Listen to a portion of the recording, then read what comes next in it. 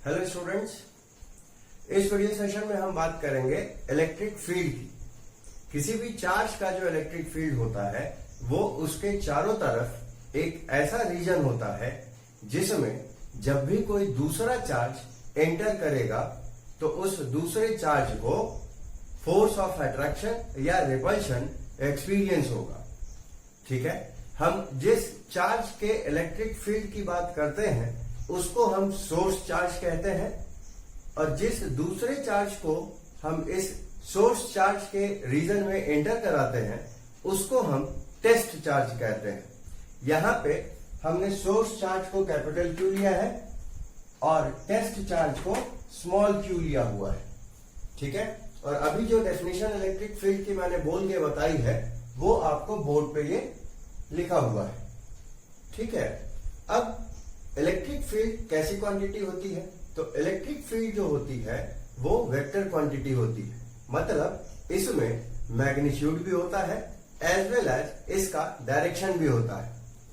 Direction के बारे में हम आगे पढ़ेंगे जिसमें हम पॉजिटिव चार्ज, नेगेटिव चार्ज, इन सब के केसेस में किस तरह का इलेक्ट्रिक फील्ड होगा, कैसा डायरेक्शन होगा, ये सारी चीजें हम डिस्कस करेंगे। ठीक है, तो अभी सिर्फ हमें इस बात का ध्यान देना है कि इलेक्ट्रिक फील्ड जो है वो एक वेक्टर क्वांटिटी होती है जिसका सिंबल कैपिटल ई होता है। अब चूंकि ये वेक्टर क्वांटिटी है इसलिए ई के ऊपर आपको वेक्टर साइन लिखना होगा।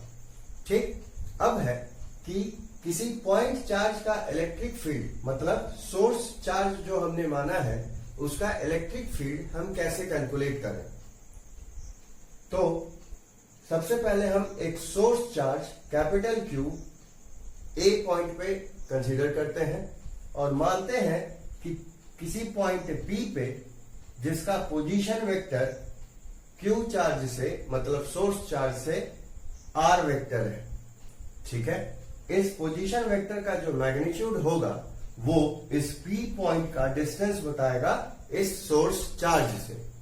ठीक है, अब हम क्या करते हैं, इसके फील्ड को हमको कहां कैलकुलेट करना है, इस पी पॉइंट पे कैलकुलेट करना है जो कितने दूरी पे है इस चार्ज से, आर दूरी पे है। आर मतलब पोजीशन वेक्टर का मैग्नीट्यूड है ना। तो हम पहले क्या करेंगे अब कि इस पी पॉइंट पे एक टेस्ट चार्ज प्लेस करेंगे। तो मान लेते हैं कि वो टेस्ट चार्ज है स्मॉल क्यू। ठीक है, पोलैरिटी की बात करें तो अभी हम दोनों चार्जेस की पोलैरिटी प्लस ही मान के चल रहे हैं। ठीक, तो अब electric field of capital Q charge, मतलब सोर्स चार्ज को कैलकुलेट करने के लिए हम सबसे पहले क्या करेंगे, हम सबसे पहले पी पॉइंट पे रखे गए टेस्ट चार्ज पे टोटल कूलम्स फोर्स कैलकुलेट करेंगे इस सोर्स चार्ज के कारण। ठीक है, तो कैलकुलेट कर लीजिए क्या होगा। फर्स्ट स्टेप है ये हमारा, टोटल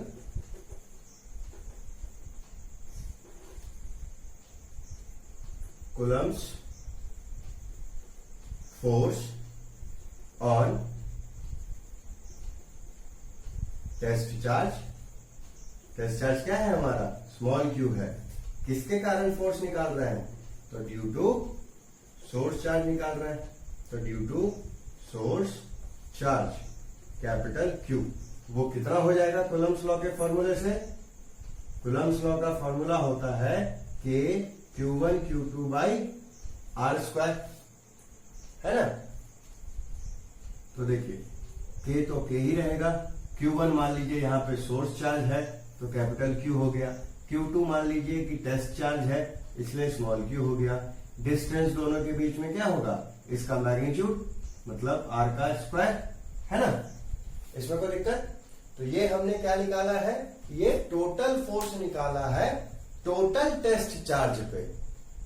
ठीक है, तो एक छोटा सा कैलकुलेशन रिकॉल करें कि अगर 10 पेन की कीमत 100 रुपए है तो एक पेन की कीमत कितनी होगी, 100/10, है ना। टोटल कॉस्ट को नंबर ऑफ पेन से डिवाइड कर देंगे तो टोटल कॉस्ट यहां थी 100 और टोटल नंबर ऑफ पेन कितने थे, 10 था। तो 100/10 कर देंगे तो कितना मिलेगा, 10। मतलब पर पेन कॉस्ट कितनी है, 10 है। तो ठीक वैसा ही कुछ कैलकुलेशन हम यहां करेंगे। यहां पे हमने अभी क्या निकाला हुआ था, टोटल फोर्स निकाला है टोटल टेस्ट चार्ज पे। तो अब हम दूसरे स्टेप में क्या करेंगे, दूसरे स्टेप में हम फोर्स पर यूनिट टेस्ट चार्ज निकालेंगे। ठीक है, तो देखिए फोर्स पर यूनिट टेस्ट चार्ज वो कितना हो जाएगा। तो पेन वाले एग्जांपल में हमने क्या किया, टोटल कॉस्ट को नंबर ऑफ पेन से डिवाइड कर दिया। तो यहां भी हम वैसा ही कुछ करेंगे, टोटल फोर्स को टोटल टेस्ट चार्ज से डिवाइड कर देंगे तो हमको फोर्स पर यूनिट टेस्ट चार्ज मिल जाएगा। ठीक है, यही रेशियो जो है वो इलेक्ट्रिक फील्ड कहलाता है। किसका, सोर्स चार्ज का। कहां पे, तो एट पॉइंट पी। ठीक है, as tested by the test charge. ठीक है, तो कैपिटल क्यू चार्ज का इलेक्ट्रिक फील्ड पी पॉइंट पे कितना हो जाएगा, वो हो जाएगा फोर्स पर यूनिट टेस्ट चार्ज। ठीक है, तो अब इसका एग्जैक्ट फॉर्मूला भी डिफाइन कर लेते हैं। देखिए क्या हो जाएगा, एफ की वैल्यू ये वाली पुट कर देंगे तो एफ हो गया के capital Q small Q by R square, और डिवाइड करेंगे फोर्स की वैल्यू को टेस्ट चार्ज की वैल्यू से, तो क्यू से क्यू कट जाएगा हमारा, है ना। क्या बचेगा, सिर्फ के बचा, स्मॉल क्यू बचा और आर स्क्वायर बचा, है ना। तो हमको कैपिटल क्यू चार्ज का इलेक्ट्रिक फील्ड पी पॉइंट पे कितना मिला, या तो इस फॉर्मूले के अकॉर्डिंग फोर्स पर यूनिट टेस्ट चार्ज मिला, या फिर इस फॉर्मूले के अकॉर्डिंग के क्यू बाई आर स्क्वायर मिला।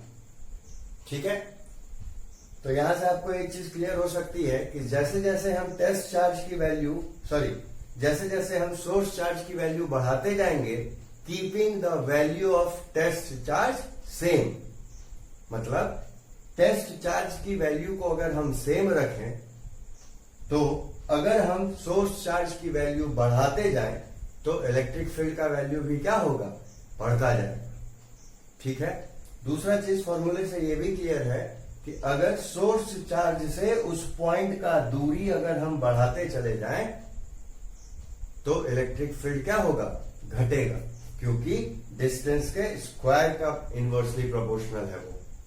ठीक है, क्योंकि डिस्टेंस का स्क्वायर किधर है, नीचे है, तो नीचे जो है आर की वैल्यू बढ़ेगी मतलब आर स्क्वायर बढ़ेगा, है ना। मीन्स इस रेशियो में डिनोमिनेटर बढ़ाएंगे तो ओवरऑल रेशियो घटेगा ना। क्लियर है, मतलब चार्ज टेस्ट चार्ज बढ़ाएंगे तो फील्ड का वैल्यू बढ़ेगा, और अगर डिस्टेंस बढ़ाएंगे तो फील्ड का वैल्यू घटेगा। ठीक है, अब इलेक्ट्रिक फील्ड के यूनिट की बात भी कर लेते हैं यहीं पे।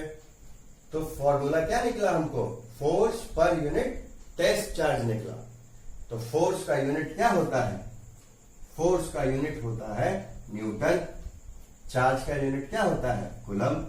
तो इलेक्ट्रिक फील्ड की यूनिट हो गई न्यूटन पर कूलम, या फिर हम इसको इस तरह से भी लिख सकते हैं, न्यूटन कूलम इनवर्स। क्लियर है, तो इलेक्ट्रिक फील्ड का फॉर्मूला क्या मिल गया हमको फाइनली, इलेक्ट्रिक फील्ड, इस चार्ज का इलेक्ट्रिक फील्ड यहां पे, electric field of Q at point P, वो कितना मिल गया हमको, वो मिल गया या तो फोर्स पर यूनिट टेस्ट चार्ज, या फिर के क्यू बाई आर स्क्वायर, है ना, और यूनिट क्या हो गई, न्यूटन कूलम इनवर्स। क्लियर है। तो अभी शुरू में हमने सिर्फ ये कह दिया था कि हमने कि वेक्टर क्वांटिटी होता है इलेक्ट्रिक फील्ड, तो इसका एक थ्योरेटिकल कारण हम ये भी दे सकते हैं कि इलेक्ट्रिक फील्ड वेक्टर क्वांटिटी क्यों है। तो चूंकि इलेक्ट्रिक फील्ड जो है वो किस पे डिपेंड करती है, फोर्स पे, है ना, क्योंकि इलेक्ट्रिक फील्ड बाय डेफिनेशन क्या है, फोर्स पर यूनिट टेस्ट चार्ज है ना। तो चूंकि फोर्स हमारा वेक्टर क्वांटिटी होता है, इसलिए इलेक्ट्रिक फील्ड भी वेक्टर क्वांटिटी होगा। तो अगर इसी एक्सप्रेशन को आप वेक्टर फॉर्म में एक्सप्रेस करना चाहें तो आप ये भी लिख सकते हैं कि ई के ऊपर वेक्टर लगा दें और एफ के ऊपर वेक्टर लगा दें। ठीक है, क्लियर है? इस एक्सप्रेशन को वेक्टर फॉर्म में कैसे बदलें, ये इलेक्ट्रिक फील्ड की प्रॉपर्टीज पढ़ने के बाद बताया जाएगा। ठीक है, क्लियर है ये चीज? तो इस वीडियो सेशन में हमने ये जाना कि इलेक्ट्रिक फील्ड का डेफिनेशन किसी भी पॉइंट चार्ज के लिए क्या होता है, वो कैसा क्वांटिटी है, और किसी पॉइंट चार्ज का इलेक्ट्रिक फील्ड किसी पर्टिकुलर पॉइंट पे कितना होगा और कैसे कैलकुलेट होगा और उसकी यूनिट क्या होगी, ये सारी चीजें हमने इस सेशन में सीखा है। ठीक है, अब इसमें एक छोटा सा न्यूमेरिकल भी आप करके देख लें ताकि इसका कंसेप्ट आपको क्लियर हो सके।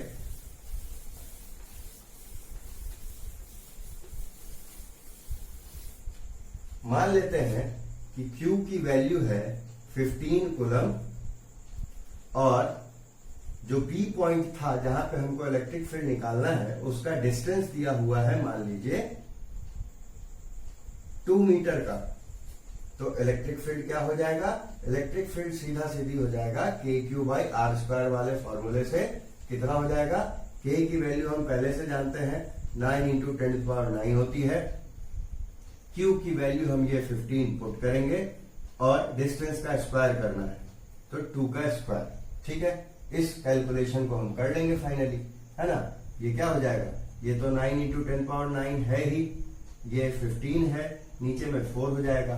तो सिर्फ इस चीज को हमको सॉल्व कर लेना है। ठीक है, जो भी वैल्यू आएगा उतना न्यूटन पर कूलम हो जाएगा या फिर न्यूटन कूलम इनवर्स हो जाएगा वैल्यू। ठीक है, इलेक्ट्रिक फील्ड का इसमें कोई दिक्कत? अगर चार्ज नेगेटिव दिया हो तब क्या करेंगे? तब भी न्यूमेरिकल कैलकुलेशन में हम लोग Q की वैल्यू 15 ही लेंगे। कैलकुलेशन में हमको पोलैरिटी का इस्तेमाल नहीं करना है। ठीक है, अभी जब आगे पढ़ेंगे कि इलेक्ट्रिक फील्ड की डायरेक्शन क्या होती है तब हमको पता चलेगा कि जो पोलैरिटी ऑफ चार्ज दिया होगा इलेक्ट्रिक फील्ड के कैलकुलेशन में उसका इस्तेमाल क्या होगा। ठीक है, तो पोलैरिटी ऑफ चार्जेस का इस्तेमाल हम जैसा कूलम्स लॉ में फोर्स के नेचर को पता करने के लिए करते थे, ठीक उसी तरह पोलैरिटी ऑफ चार्ज का इस्तेमाल इलेक्ट्रिक फील्ड के केस में हम इलेक्ट्रिक फील्ड की डायरेक्शन को पता करने के लिए करेंगे। ठीक है, कैलकुलेशन में जैसे कूलम्स लॉ में भी पोलैरिटी का इस्तेमाल नहीं करते थे, सिर्फ हम मैग्नीट्यूड कंसीडर करते थे चार्जेस का, ठीक वैसे ही इलेक्ट्रिक फील्ड में भी पोलैरिटी कंसीडर नहीं करेंगे, हम सिर्फ मैग्नीट्यूड कंसीडर करेंगे न्यूमेरिकल को सॉल्व करने के लिए। ठीक है, और पोलैरिटी के बेसिस पे क्या डिफाइन होगा? इलेक्ट्रिक फील्ड का डायरेक्शन डिफाइन होगा, वो हम आगे डिफाइन करेंगे। ठीक है, तो अभी तक मैं जितना पढ़ा इस वीडियो सेशन में, इसमें अगर किसी भी तरह का कोई क्वेरी है, कोई डाउट है, तो आप मुझे इस नंबर पे व्हाट्सएप करें या फोन कॉल करें। ठीक है, हेलो स्टूडेंट्स, इस वीडियो सेशन में हम बात करेंगे कि इलेक्ट्रिक फील्ड के कंसेप्ट को किस तरह से पढ़ा जाता है और इलेक्ट्रिक फील्ड्स की क्या प्रॉपर्टीज होती हैं। ठीक है, तो सबसे पहले मैं आपको एक प्रैक्टिकल डेमोन्स्ट्रेशन करना चाहूंगा। देखिए, ये मेरे पास मैग्नेट है, ठीक, और ये आयरन से बनी हुई चाबी है, की है। ठीक है, तो इस मैग्नेट के चारों तरफ आपको कुछ दिख रहा है? कुछ नहीं दिखेगा, इसके चारों तरफ खाली है, पूरी हवा है। बट इस चाबी के नजदीक हम जैसे ही इस मैग्नेट को लेके आएंगे, देखिए इसने इसको अट्रैक्ट कर लिया। ठीक, अब इस अट्रैक्शन में कोई मतलब नहीं है कि इस मैग्नेट को हम चाबी की तरफ किस डायरेक्शन से ला रहे हैं। ठीक है, अगर हम इस डायरेक्शन से भी लेकर आएंगे तो भी इसमें अट्रैक्शन होगा। ठीक है, एक ऊपर से भी लेके देख लेते हैं, प्रैक्टिकल में ऐसे भी मजा आता है सभी को। तो देखिए, अगर मैं इस मैग्नेट को ऊपर से लेकर आऊं तो भी इसने चाबी को क्या किया? अट्रैक्ट किया। ठीक है, तो जब आप खुद इस एक्सपेरिमेंट को, इस तरह के एक्सपेरिमेंट को करके देखेंगे तो आपको ये एक्सपीरियंस होगा कि हर मैग्नेट के चारों तरफ एक सर्टेन इफेक्टिव एरिया होता है, रीजन होता है। उस रीजन में आने के बाद ही वो मैग्नेट किसी दूसरे मैग्नेट या लोहे के ऑब्जेक्ट पे फोर्स लगाना शुरू करता है। ठीक है, बट वो इफेक्टिव एरिया हमें नजरों से दिखाई तो देता नहीं है ना। तो अब समस्या है कि हम इसको पढ़े कैसे। तो ठीक ऐसी ही समस्या जो है वो इलेक्ट्रिक फील्ड के कंसेप्ट को भी पढ़ने में होती है। किसी भी चार्ज के चारों तरफ हमें कोई चीज दिखाई नहीं देती, बट हर चार्ज के चारों तरफ एक सर्टेन रीजन होता है जिसमें जैसे ही कोई दूसरा चार्ज एंटर करता है वो फोर्स ऑफ अट्रैक्शन या रिपल्शन एक्सपीरियंस करता है। ठीक है, अब है कि चूंकि ये इलेक्ट्रिक फील्ड जो है, ये जो पर्टिकुलर रीजन था चार्ज के चारों तरफ, जिसे हम इलेक्ट्रिक फील्ड का नाम दे देते हैं, यह हमें दिखाई तो देता नहीं है। तो साइंटिस्टों ने बहुत से ऑब्जर्वेशंस किए, बहुत से प्रैक्टिकल्स किए। उसके ऑब्जर्वेशन के अकॉर्डिंग उन्होंने ये सजेस्ट किया कि कंसेप्ट ऑफ इलेक्ट्रिक फील्ड जो है, मतलब इलेक्ट्रिक फील्ड का कंसेप्ट जो है वो ग्राफ की मदद से समझा जा सकता है, पढ़ा जा सकता है। अब है कि किस तरह का ग्राफ, क्योंकि ग्राफ तो बहुत तरह के होते हैं। तो ये ऑब्जर्व किया गया एक्सपेरिमेंट्स के दौरान कि सोर्स चार्ज के नजदीक अगर किसी टेस्ट चार्ज को हम रखते हैं तो चाहे ये टेस्ट चार्ज इस सोर्स के कारण फोर्स ऑफ अट्रैक्शन फील करे या रिपल्शन फील करे, दोनों ही केस में ये एक कर्व पाथ फॉलो करता है। ठीक है, मतलब अगर ये टेस्ट चार्ज इस सोर्स चार्ज के कारण अट्रैक्शन फील करेगा तो वो कर्व पाथ फॉलो करता हुआ उस चार्ज के पास आएगा, और अगर ये टेस्ट चार्ज इस सोर्स के कारण रिपल्शन फील करेगा तो वो उस समय भी एक कर्व पाथ फॉलो करता हुआ उससे दूर जाएगा। तो इससे साइंटिस्टों ने ये ऑब्जर्व किया, ये सजेस्ट किया कि इलेक्ट्रिक फील्ड के कंसेप्ट को कर्व्ड लाइंस की मदद से एक ग्राफिकल रिप्रेजेंटेशन के तरीके से पढ़ा जा सकता है, समझा जा सकता है। ठीक है, फर्दर ऑब्जर्वेशन में उन्होंने ये भी पाया कि ये जो टेस्ट चार्ज का मूवमेंट होता है वो एक्सेलरेटेड नहीं होता है, एक कंटिन्यूअस मोशन में ये रहता है। कहीं कोई अचानक से एक्सेलरेशन नहीं मिलता, कहीं अचानक से रिटार्डेशन नहीं मिलता। ठीक है, तो इससे साइंटिस्टों ने कंक्लूड किया कि इलेक्ट्रिक फील्ड लाइंस जो होंगी वो एक कंटिन्यूअस लाइन होती है, उसमें कोई ब्रेकेज नहीं होता कहीं पे। ठीक है, साथ ही साथ ऑब्जर्वेशन में ये भी पता चला कि जो दो पाथ होंगे टेस्ट चार्ज के द्वारा जो फॉलो किया गया है, मीन्स इन पाथ को हम इलेक्ट्रिक फील्ड लाइंस कहते हैं। ठीक है, तो साइंटिस्टों ने ऑब्जर्व किया कि ये जो दो पाथ होंगी वो आपस में इंटरसेक्ट भी नहीं करती। ठीक है, तो इस तरह के ऑब्जर्वेशंस के बेसिस पे साइंटिस्टों ने फाइनली कंक्लूड किया कि इलेक्ट्रिक फील्ड के कंसेप्ट को हम कर्व्ड लाइंस की मदद से एक ग्राफिकल रिप्रेजेंटेशन की मदद से पढ़ सकते हैं। इन कर्व्ड लाइंस को क्या कहा गया? इन कर्व्ड लाइंस को नाम दिया गया इलेक्ट्रिक फील्ड लाइंस का या electric field lines of forces का। ठीक है, चूंकि इलेक्ट्रिक फील्ड वेक्टर क्वांटिटी होती है, इसीलिए ये जो कर्व्ड लाइंस हैं, ये जो इलेक्ट्रिक फील्ड लाइंस हैं, वो किसी चार्ज के इलेक्ट्रिक फील्ड का मैग्नीट्यूड भी बताती हैं किसी गिवन रीजन में, और किसी पर्टिकुलर पॉइंट पे उस इलेक्ट्रिक फील्ड का डायरेक्शन भी बताती है। तो कैसे? तो देखिए, ये उंगलियां मान लीजिए इलेक्ट्रिक फील्ड लाइंस है। तो जिस रीजन में इलेक्ट्रिक फील्ड लाइंस के बीच में ज्यादा नजदीकी होंगी, इलेक्ट्रिक फील्ड लाइंस आपस में पास में होंगे, वहां पे इलेक्ट्रिक फील्ड का स्ट्रेंथ ज्यादा होगा। और जहां पे जिस रीजन में इन लाइंस के बीच में सेपरेशन ज्यादा होगा, वहां पे फील्ड का स्ट्रेंथ कम होगा। ठीक है।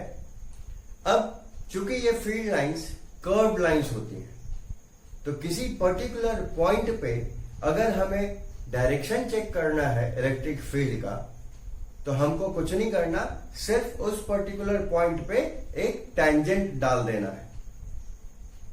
तो वो टेंजेंट का जो भी डायरेक्शन होगा, वो उस पर्टिकुलर पॉइंट पे इलेक्ट्रिक फील्ड का डायरेक्शन बताएगा। ठीक है।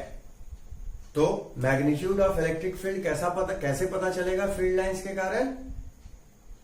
इन फील्ड लाइंस के रिलेटिव क्लोजनेस से पता चलेगा। और डायरेक्शन कैसे पता चलेगा? तो जिस पॉइंट पे हमको फील्ड का डायरेक्शन चाहिए, उस पॉइंट पे सिर्फ टेंजेंट ड्रॉ कर देना है। ठीक है। तो इससे एक चीज तो क्लियर है कि अगर हमारे पास एक इलेक्ट्रिक फील्ड लाइन ऐसी है और ये इलेक्ट्रिक फील्ड लाइन ऐसी है, तो रिलेटिव क्लोजनेस के बेसिस पे हम आसानी से बता सकते हैं कि कौन सी फील्ड लाइन मजबूत होगी। तो सीधी बात है कि जिनमें रिलेटिव क्लोजनेस जो ज्यादा नजदीक है ना, वो मजबूत है। तो ये वाली फील्ड जो होगी वो मजबूत होगी, स्ट्रांग होगी। इसमें लाइंस के बीच में जो दूरी है, सेपरेशन है, वो क्या है? ज्यादा है। तो ये फील्ड लाइन जो है वो कमजोर होंगी। ठीक है। क्लियर है? तो इसको फिगर के हेल्प से भी समझ लीजिए।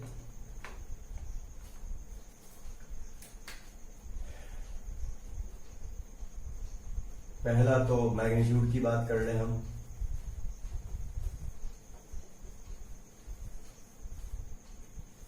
तो रिलेटिव क्लोजनेस जो होगा वो फील्ड का मैग्नीट्यूड बताएगा, है ना। तो ये मान लीजिए E1 थी, ये मान लीजिए E2 है।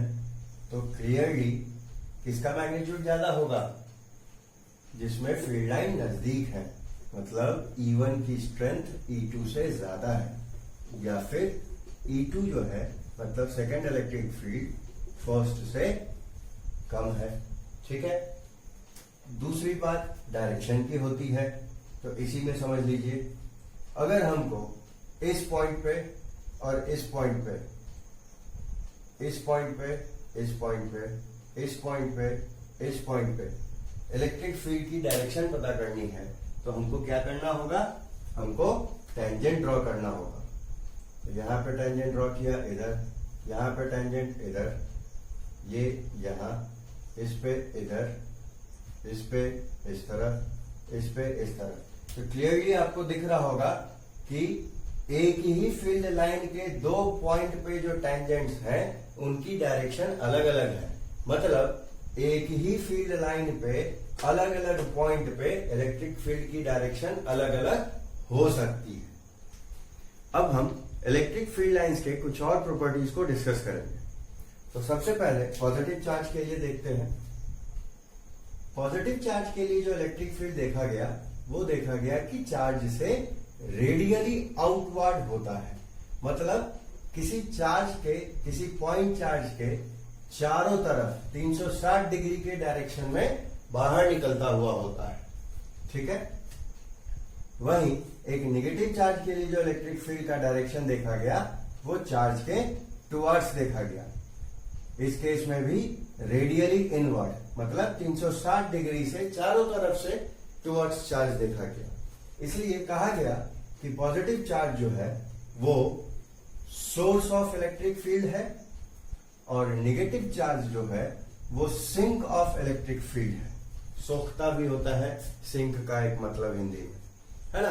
तो नेगेटिव चार्ज चूंकि सारी इलेक्ट्रिक फील्ड्स को अपनी तरफ लेता है, इसलिए इसको सिंक कह दिया गया। पॉजिटिव चार्ज जो है वो दे रहा है इलेक्ट्रिक फील्ड, इसलिए सोर्स कह दिया गया।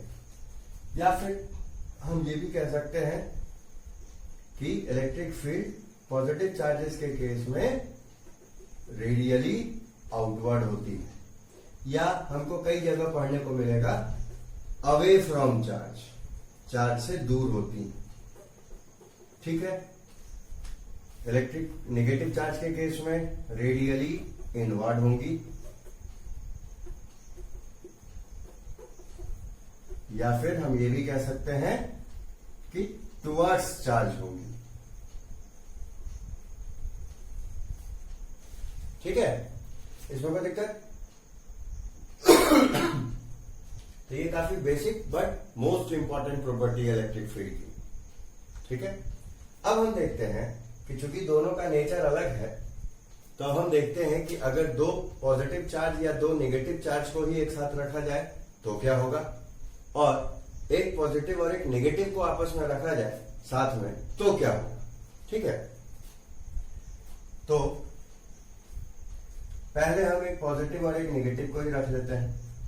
एक पॉजिटिव और नेगेटिव को जब आजू बाजू में रखा गया तो देखा गया कि इधर की फील्ड लाइंस तो चुपचाप रेडियली आउटवर्ड बाहर निकल आई, नेगेटिव चार्ज के लिए भी इस तरफ की फील्ड लाइंस तो रेडियली इनवर्ड हो गई, इसमें अंदर चली गई। लेकिन आजू बाजू की जो फील्ड लाइंस देखी गई वो देखी गई कि पॉजिटिव से निकली और नेगेटिव पे टर्मिनेट हो गई, पॉजिटिव से निकली नेगेटिव पे टर्मिनेट हो गई। साथ ही ये भी नोटिस किया गया कि नेगेटिव से कोई फील्ड लाइन पलट के पॉजिटिव में नहीं आती है, सिर्फ पॉजिटिव से निकल के नेगेटिव पे जाके रुक जाती है। ठीक है, मतलब यहाँ पे सिर्फ यहां से यहां जा रही है, वापस पलट के नहीं आ रही है। इसलिए कहा गया कि electric field line close loop नहीं बनाती है। ठीक है, क्लियर है? Electric field line close loop नहीं बनाती। क्लोज लूप तब बनता जब फील्ड लाइन यहां से यहां जाती और पलट के वापस आती। ठीक है, ऐसा तो यहां होता नहीं है। क्लियर है? और सबसे इंपॉर्टेंट, दो चार्जेस के बीच में, सेम चार्जेस के बीच में, तो एक पॉजिटिव दूसरा भी पॉजिटिव, एक नेगेटिव दूसरा भी नेगेटिव। तो पॉजिटिव के लिए तो देखिए जो इधर के फील्ड लाइंस थे वो तो चुपचाप बाहर निकल आए, इधर वाले भी बाहर निकल गए, है ना।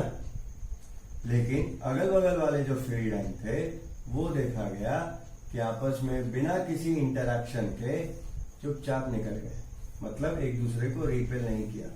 ये बात शुरू में भी डिस्कस की गई है ना।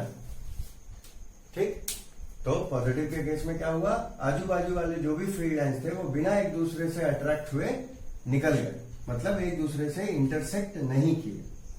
नेगेटिव के लिए देखिए तो देखिए इस तरफ की फील्ड लाइंस तो इंटर कर गई,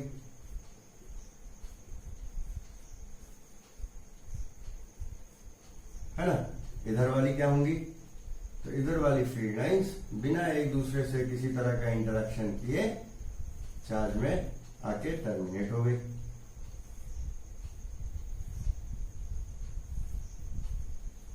तो इसमें क्लियरली दिख रहा है कि दो सेम पोलैरिटी के चार्जेस के इलेक्ट्रिक फील्ड लाइंस एक दूसरे को इंटरसेक्ट नहीं करती। यहां पे क्या देखा गया कि अपोजिट पोलैरिटी के चार्जेस में क्या हो रहा है कि पॉजिटिव से फील्ड निकल रही है, नेगेटिव पे टर्मिनेट हो रही है। तो ये कारण होता है कि क्यों दो अपोजिट पोलैरिटी के इलेक्ट्रिक चार्जेस आपस में अट्रैक्ट होते हैं। लेकिन यहां पे क्या हो रहा है कि सेम पोलैरिटी के चार्जेस के जो इलेक्ट्रिक फील्ड्स हैं वो आपस में इंटरैक्शन करते ही नहीं है, वो आपस में इंटरसेक्ट करते ही नहीं है, है ना। तो यही कारण है कि क्यों दो सेम पोलैरिटी के चार्जेस एक दूसरे को रिपेल करते हैं। अब है कि भाई रिपल्शन क्यों होता है ना। तो अभी थोड़ी देर पहले ही हमने पढ़ा था कि टेंजेंट जो होगा इलेक्ट्रिक फील्ड लाइन पे वो क्या बताएगा, डायरेक्शन बताएगा, और जिस पॉइंट पे टेंजेंट होगा उसी पॉइंट का डायरेक्शन बताएगा। तो किसी पॉइंट पे दो टेंजेंट तो हो नहीं सकते फिर, क्योंकि अगर किसी पॉइंट पे दो टेंजेंट एक साथ एग्जिस्ट करेंगे तो थ्योरी के हिसाब से तो दोनों टेंजेंट डायरेक्शन बताएगा, एक ही समय में बताएगा। और एक ही समय में एक ही पॉइंट पे एक ही इलेक्ट्रिक फील्ड का दो डायरेक्शन कैसे भी पॉसिबल नहीं है। है ना। तो देखिए ऐसा ही कुछ यहां हो रहा है। तो पहले हम मान लेते हैं कि दो फील्ड लाइन आपस में इंटरसेक्ट कर रही है ना। तो मान लीजिए ये एक फील्ड लाइन थी और ये एक फील्ड लाइन है जो इंटरसेक्ट कर रही है, ये सिर्फ हम मान रहे हैं। तो इस केस में क्या होगा देखिए जरा, पॉइंट ऑफ इंटरसेक्शन तो दोनों लाइन पे कॉमन होगा, तो इस पॉइंट पे तो दोनों ही टेंजेंट वैलिड है। ये टेंजेंट इस फील्ड लाइन के लिए और ये टेंजेंट इस फील्ड लाइन के लिए, है ना।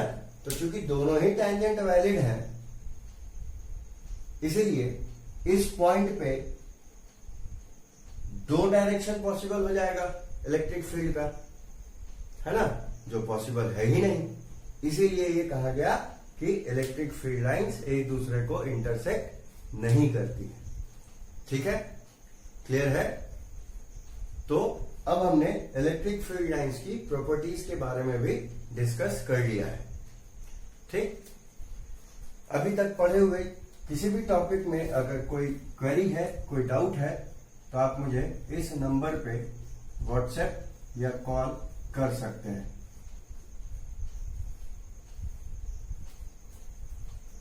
ठीक है, अब जो मैं बात करने जा रहा हूं उसके लिए जरूरी है कि आपको यूनिट वेक्टर के डायरेक्शन से जुड़ा हुआ कंसेप्ट क्लियर होना चाहिए। ठीक है, ऐसे मैं रिकॉल करा दे रहा हूं। मान लीजिए यूनिट वेक्टर इस डायरेक्शन में है, ठीक है, या पोजीशन वेक्टर से ही शुरुआत करते हैं। मान लीजिए कोई पोजीशन वेक्टर है आर वेक्टर जो कि इस डायरेक्शन में, ठीक, तो इसका जो यूनिट वेक्टर होगा वो भी किस डायरेक्शन में होगा, इसी डायरेक्शन में होगा, है ना। तो इस केस में यूनिट वेक्टर की डायरेक्शन क्या ली जाएगी, पॉजिटिव।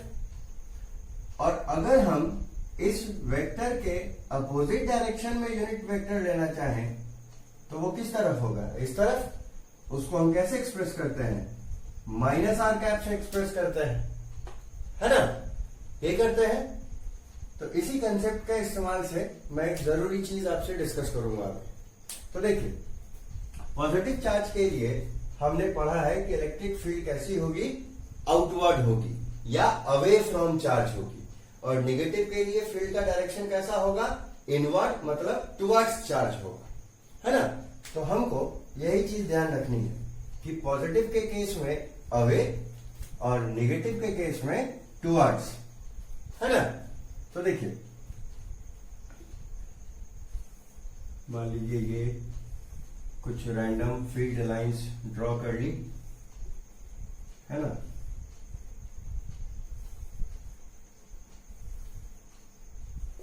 ठीक, तो पहले हम पॉजिटिव के लिए समझ लेते हैं।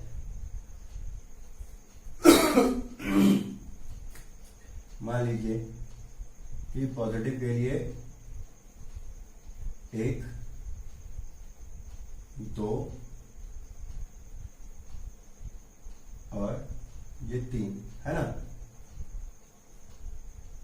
ये हो गया P1 पॉइंट, ये हो गया P2 पॉइंट और ये हो गया P3 पॉइंट। ठीक है, तो यहां से P1 का पोजीशन अगर R1 वेक्टर है, यहां से P2 का पोजीशन अगर R2 वेक्टर है और यहां से P3 का पोजीशन अगर R3 वेक्टर है, तो हम सिंबॉलिकली किस तरीके से P1, P2 और P3 पे इलेक्ट्रिक फील्ड की वैल्यू लिख सकते हैं। मान लीजिए अगर पॉजिटिव चार्ज की वैल्यू Q थी, है ना, तो इसकी वैल्यू हम कैसे लिख सकते हैं उन पॉइंट्स पे। P1 पे तो वैल्यू हो जाएगी E1, है ना। P2 पे वैल्यू मान लेते हैं E2 सिंबॉलिकली और P3 पे वैल्यू मान लेते हैं E3 सिंबॉलिकली। ठीक है, अब फॉर्मूला क्या पुट कर सकते हैं। एक तो फॉर्मूला हमने पढ़ा है फोर्स पर यूनिट टेस्ट चार्ज वाला, तो वो भी लिख देते हैं, कोई बात नहीं। F/Q, तो चूंकि डिस्टेंस अलग अलग है इसलिए फोर्स भी अलग अलग ही होगा। यहां पे F2/Q, यहां पे F3/Q। यहां स्मॉल q क्या है? स्मॉल q जो है वो टेस्ट चार्ज है, जिसको कि बारी बारी से P1, P2 और P3 पे रखा गया था। ठीक, तो चूंकि P1, P2 और P3 का डिस्टेंस सोर्स चार्ज से अलग अलग है, इसलिए तीनों पॉइंट पे जो फोर्स एक्सपीरियंस होगा वो भी अलग अलग होगा। इसलिए F1, F2, F3 अलग अलग इंडिकेट किया गया है। सोर्स चार्ज चूंकि सेम लिया है, इसलिए सभी जगह स्मॉल q है। ठीक, तो एक तरीका तो है इस तरह से लिखने का, है ना। दूसरा तरीका क्या था? दूसरा तरीका था KQ/R² वाले फॉर्मूले से। तो KQ/R1 का स्क्वायर होगा, यहां क्या होगा? KQ/R2 का स्क्वायर, और यहां क्या होगा? KQ/R3 का स्क्वायर, है ना। तो सब जगह तो ऊपर K है ही, और सभी जगह कैपिटल Q ऊपर में है ही, क्योंकि सोर्स चार्ज तो हम बदल नहीं रहे। बदल क्या रहा है? पॉइंट का डिस्टेंस, इसलिए नीचे R1², R2², R3², है ना। तो अब है कि ये सारा काम क्यों कर रहे हैं? तो ये हम इसलिए कर रहे हैं ताकि इस कंसेप्ट के इस्तेमाल से हम वहां डायरेक्शन भी असाइन कर सकें, जिसमें कि हम इस प्रॉपर्टी का इस्तेमाल करेंगे। तो देखिए, पॉजिटिव के लिए क्या था? अवे फ्रॉम चार्ज था, है ना। तो देखिए, जो फोर्स लगेगा टेस्ट चार्ज पे वो कैसा लगेगा? रिपल्सिव लगेगा। अगर हमने टेस्ट चार्ज जो है वो पॉजिटिव मान रखा है, तो मान लेते हैं कि यहाँ जो टेस्ट चार्ज लिया गया था वो पॉजिटिव ही है। तो पॉजिटिव टेस्ट चार्ज इस पॉजिटिव सोर्स चार्ज के कारण कैसा फोर्स एक्सपीरियंस करेगा? Repulsive, means away from charge, है ना। मीन्स जो फोर्स की डायरेक्शन होगी वो क्या होगी? R1 वेक्टर के ही अलोंग होगी, मीन्स अवे फ्रॉम चार्ज होगी, है ना। और चूंकि इलेक्ट्रिक फील्ड उसी फोर्स पे डिपेंड कर रहा है, इसलिए उस इलेक्ट्रिक फील्ड की भी डायरेक्शन की कैसी होगी? अवे फ्रॉम चार्ज होगी।